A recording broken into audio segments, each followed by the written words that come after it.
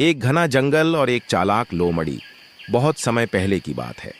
एक हरे भरे जंगल में कई जानवर रहते थे। हिरण, खरगोश, हाथी, पक्षी और कई अन्य जीव। लेकिन उस जंगल में कोई शेर नहीं था। उस जंगल में एक चालाक लोमड़ी रहती थी। वह बहुत होशियार थी और हमेशा खाने की तलाश में इधर उधर घूमती रहती थी।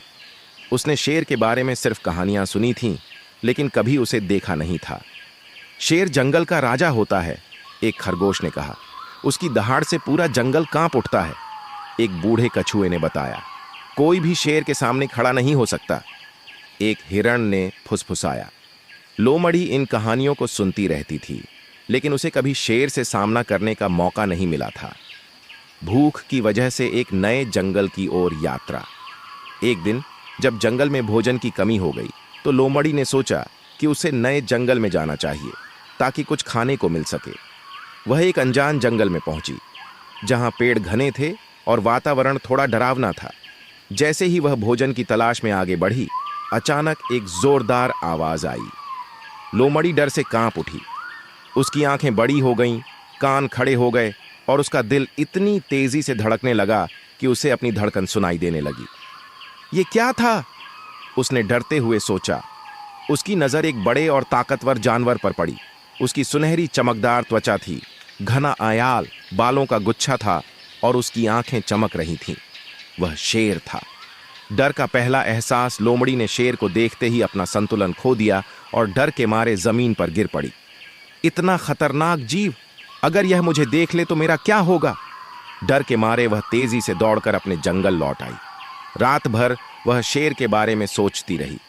हर बार जब वह आंखें बंद करती तो उसे शेर की दहाड़ सुनाई देती। दूसरी बार शेर से सामना कुछ दिनों बाद भूख ने फिर से लोमड़ी को मजबूर किया। उसे फिर उसी जंगल में जाना पड़ा। अगर मैं दूर दूर रहूं तो शायद शेर से सामना नहीं होगा, उसने सोचा।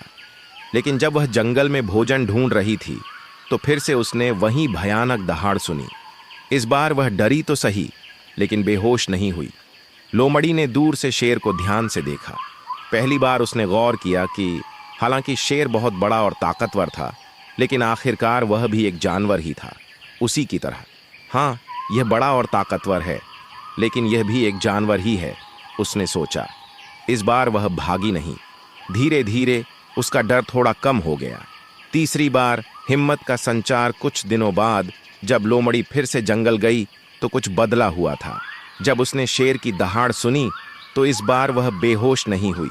जब उसने शेर को चलते हुए देखा तो इस बार उसका दिल ज्यादा तेज नहीं धड़का।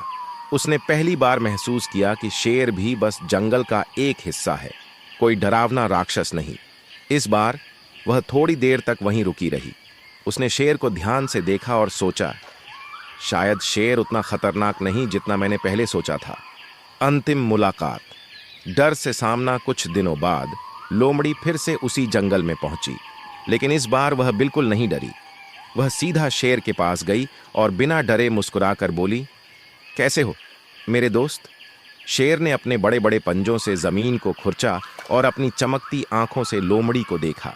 फिर बिना कुछ बोले शेर बस आगे बढ़ गया। लोमड़ी ने राहत की सांस ली और मुस्कुरा दी। आज उसने अपने डर को पूरी तरह हरा दिया था।